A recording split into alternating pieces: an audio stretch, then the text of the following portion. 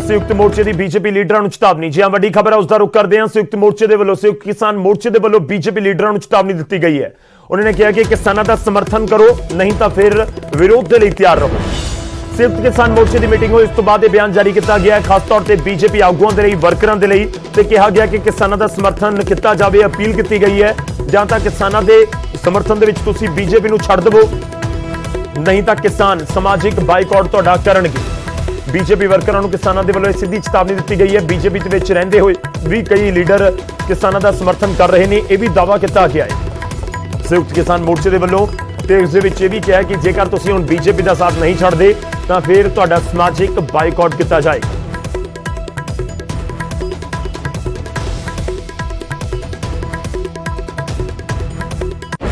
उधर बीजेपी के आगुआं का विरोध लगातार जारी है। मंगलवार को हरियाणा के एक पासे कुरुक्षेत्र तो बीजेपी एमपी नायब सैनी का घेराव होया, तो दूजे पासे कैथल तो राज मंत्री कमलेश ढांडा का भी जबरदस्त विरोध होया। बीजेपी का स्थापना दिहाड़ा सी अते कई थावां दे उत्ते बीजेपी लीडरां दे प्रोग्राम सन। पंजाब दे स्थापना दिहाड़ा के मौके के उत्ते बीजेपी लीडरां नूं किसानां दे विरोध का सामना करना पिया। वख-वख तस्वीरां तुहानूं दिखा रहे हैं। पिछले कुछ दिनों तो लगातार विरोध दी तस्वीरां सामने आ रही ने, जिथे बीजेपी आगुआं नूं विरोध का सामना करना पिया।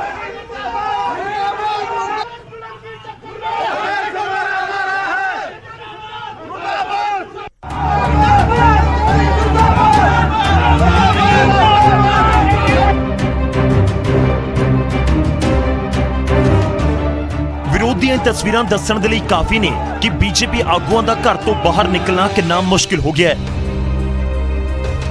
खास तौर ते पंजाब और हरियाणा दे विच 3 खेती कानूनों तो किते ज्यादा बीजेपी आगुआं दा विरोध हो रहा है।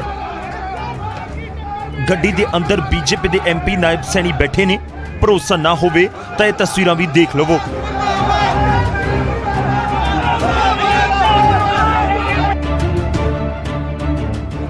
प्रदर्शनकारियों ने गड्डी नूं बुरी तरह घेरिया होया है, ना अगे वधन दे रहे ने अते ना ही 1 इंच पिछे। मतलब एमपी नायब सैनी दे लई मुश्किल दी घड़ी सी। अपने संसदी खेतर दे विच बीजेपी सांसद नूं किसानां दे विरोध दा सामना करना पिया।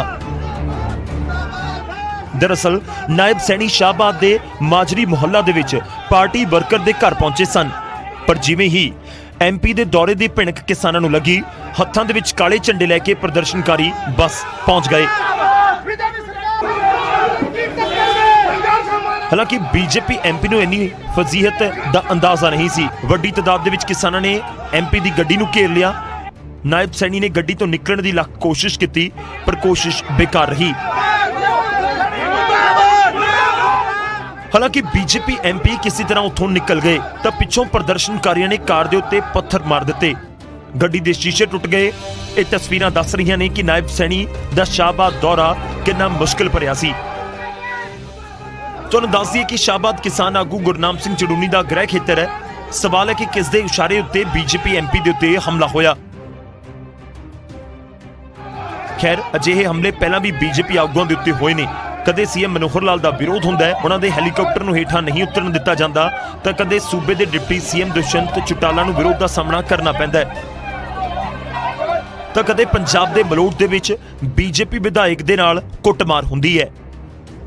खैर, सीएम मंत्री तो लैके हुण सांसद ते विधायक किसानां दे निशाने उत्ते ने अते इस दी वजह 3 खेती कानून। पर विरोध का यह तरीका बीजेपी आगुआं दी सुरक्षा दे उत्ते सवाल जरूर चुक रहा है। अशोक यादव, न्यूज़ 18 कुरुक्षेत्र।